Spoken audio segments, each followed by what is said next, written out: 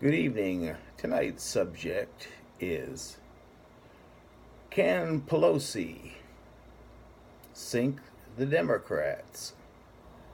Like I said at the end of my last video, if anybody can mess up a good thing, it's the Democrats.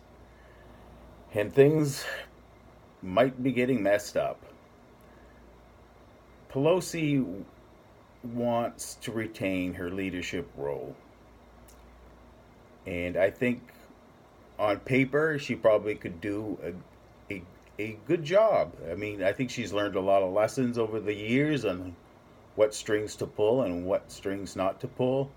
I think she's trying to hold back the Democrats from just launching investigation after mindless investigation and use a focus approach so that she can still govern the country and still have some important investigations going on. You don't want to dilute your work. She has one major problem. She carries too much baggage. The Republicans will just, it's like, oh, Pelosi? Oh, get out the Pelosi file. Okay, we can hammer her on this. She's got too big of a book already. She needs to step down, but she's got to do it smartly. She needs to find an alternative to herself, somebody who will listen to her, but yet is still acceptable to the progressive wing of the Democratic Party. Now, this may not sound too easy, and it probably isn't, but there are people there who could pull it off. Okay? I'm not going to go into details. I've did some minor research, and there are a few people who've gotten really high progressive ratings that are been in the government long enough that Pelosi could trust them. Okay, the reason why they need to do this is the incoming newly elected representatives, Democratic representatives, are a lot younger than normal. They feel that they got elected to represent their people, and they know what they ran on, and they want to push their agenda. This is the important thing. The Democrats need to set an agenda between now and the end of January when reality hits. If they don't have a set agenda and one that everybody agrees on, it's going to turn into a cluster. It really is. Okay? Also, the Democrats have got to look at where they won, the constituents that supported them. And overwhelmingly, young people voted Democrats. Okay? From 18 to 29, the Democrats had 67% of that age group. That's 2/3.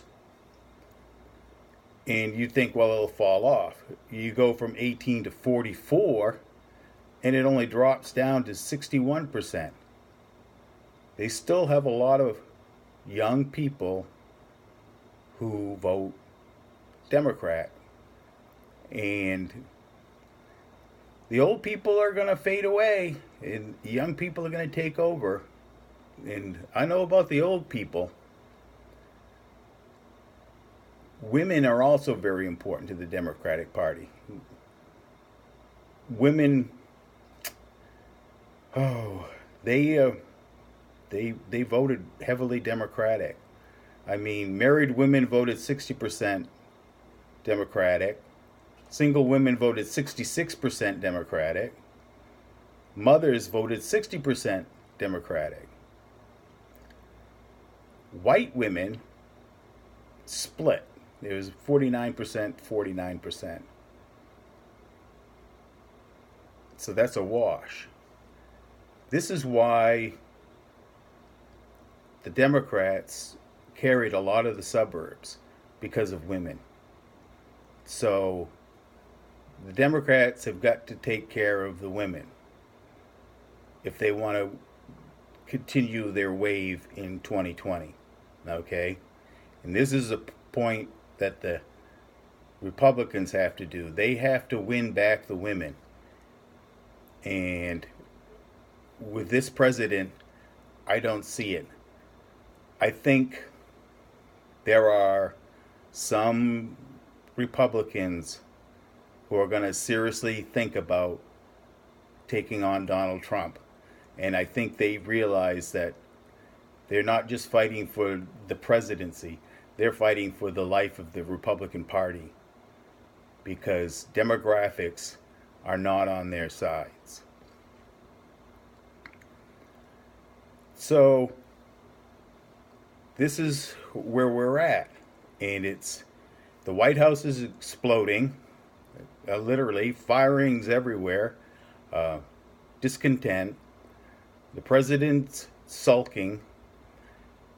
We'll get into that maybe tomorrow about the situation with Trump, and if he doesn't snap out of it, maybe the Republicans try to do a coup and kick him out of office.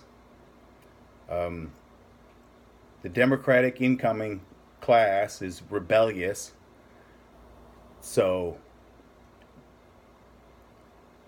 only time will tell which which party blows up more.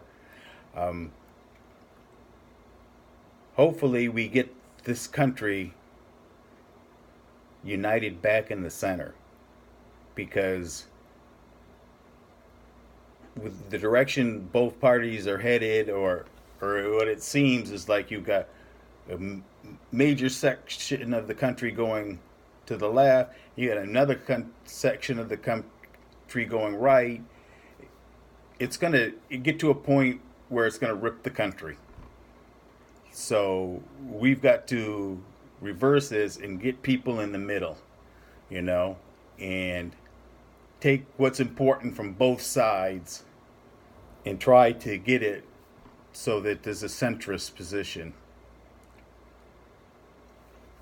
So this is the shadow of truth, telling you like it is, not how you wish it to be, because life is not a fairy tale. Good night.